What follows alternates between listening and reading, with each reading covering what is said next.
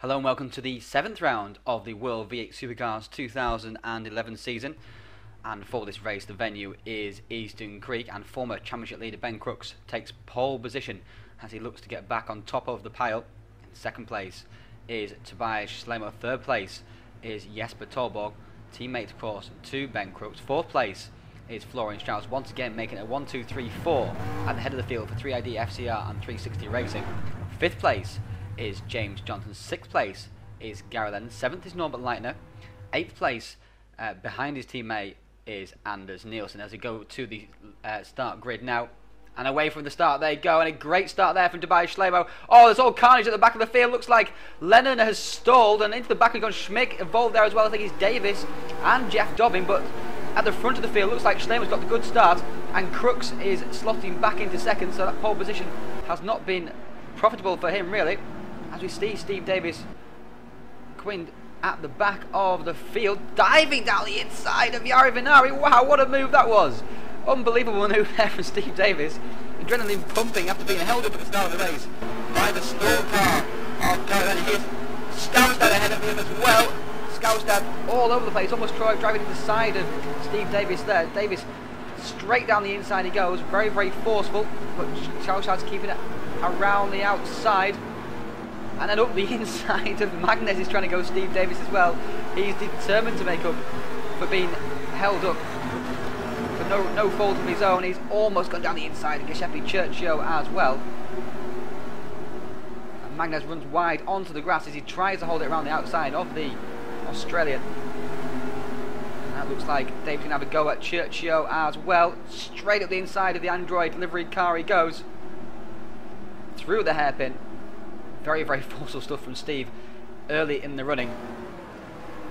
Obviously very, very annoyed being held up by the stall of Lennon. On lap 2, back at still at the back of the field. This is Dobbing on board with now.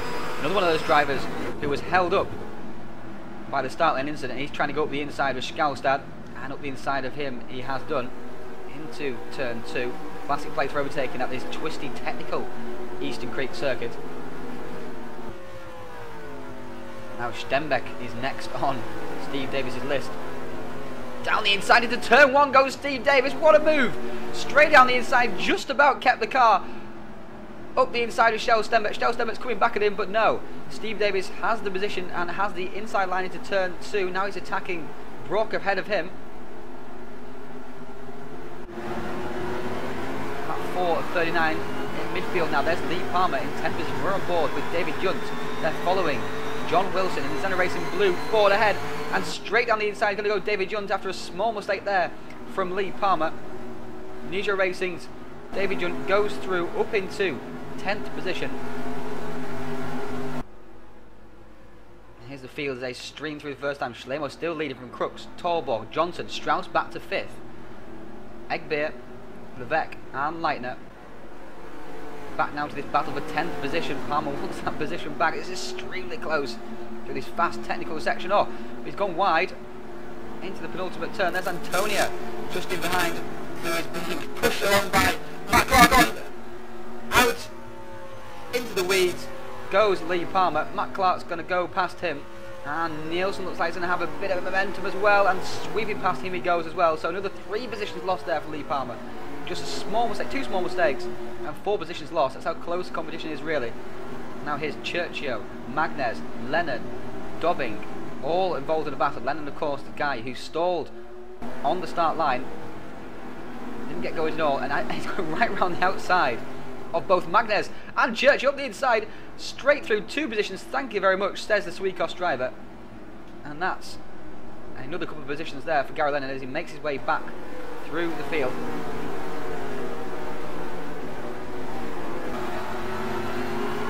Churchill and Magnez once again, driving involved in the thick of the action all race long so far, using all of the curve and more there from Churchill to drag the car around, and it's worked because he's got the inside now into the long left-hander, sorry, and he has the inside and he's completely through in fact, and he's able to take the hairpin as he wishes down the inside. He's trying to go Jeff Dobbing.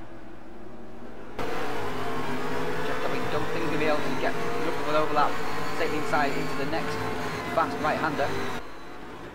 Back at the front of the field, back at the pointy end, lap 9 of 39. Jesper Tolborg in third position, under pressure from James Johnson. This is the top 5 drivers in the field, all very, very, very close indeed.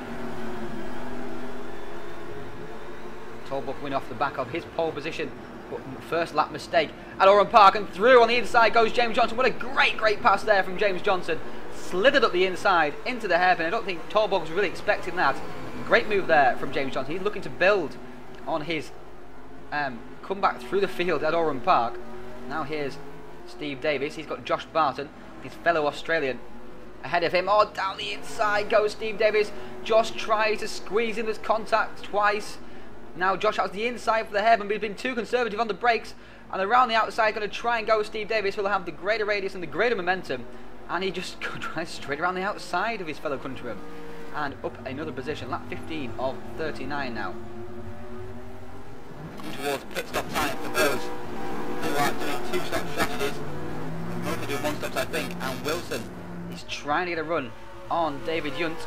Well, they contact down the straight. You can't do that, boys. Behave yourselves. Down the straight they come. Wilson has the inside. Ford versus Ford. 4 Fords, in fact, involved in this battle. And Yunt sweeps across. Brave move there from Yunt.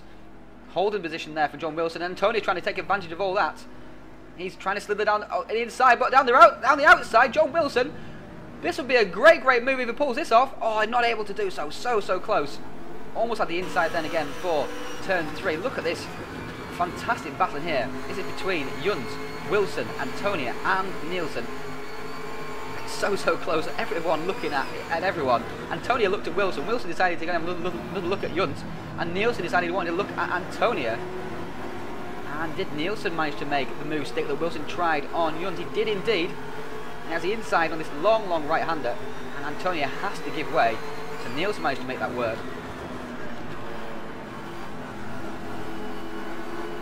Ball with Nielsen. Now Yunt goes off. Yunt goes off. Back onto the track he comes. Contact with John Wilson there. Just about got it back on track ahead of John Wilson, and there was side-by-side contact. Now Nielsen's attacking Wilson. Down the inside comes Nielsen into turn 4, and that's the position taken. Just a lap ago, Wilson was in contact at this position with Yunt, but Nielsen's looking to go up the inside of Yunt as well. Almost got the purchase out the corner to make the move up the inside into this corner, which is really just a 1-line corner. This is all about the exit from here, up towards the long left-hander and the hairpin, and Wilson has got that exit. Wilson has the exit. Oh, there's contact again, and off the track goes Nielsen, trying to squeeze Wilson out the way, but Nielsen loses out. Antonio almost drills the back of Wilson in the process, and is going to lose the position back again to Nielsen. Is he? It's going to be so close. Nielsen has the overlap. Antonia has the high ground, and Antonia looks like he's going to keep the position. He does indeed. Great battling from these drivers. That's 16 of 39 now. And there in the background is Ben Crooks. He's on a 2-stop strategy. He's making his way back through the field. This guy's obviously in a 1-stop strategy, and up the inside's gone Nielsen on Antonia this time. So Nielsen moves forward once again. As Crooks keeps watching brief on these battling Fords.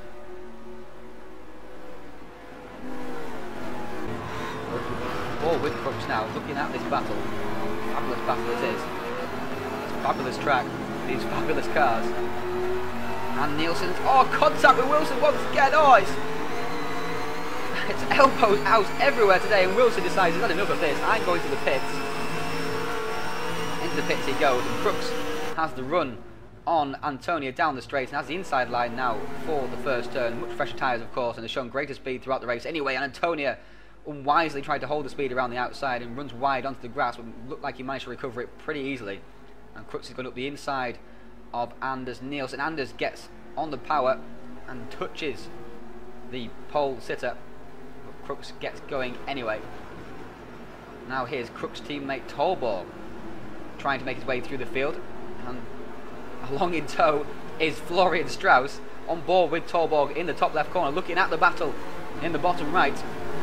Strauss is looking to take advantage of any hold up that Tolborg is subject to from Nielsen. It's not going to happen because Nielsen runs wide onto the grass. Nielsen, of course, with much more worn tyres. And into the pits is going to come Ben Crooks once again. At 20 of 39.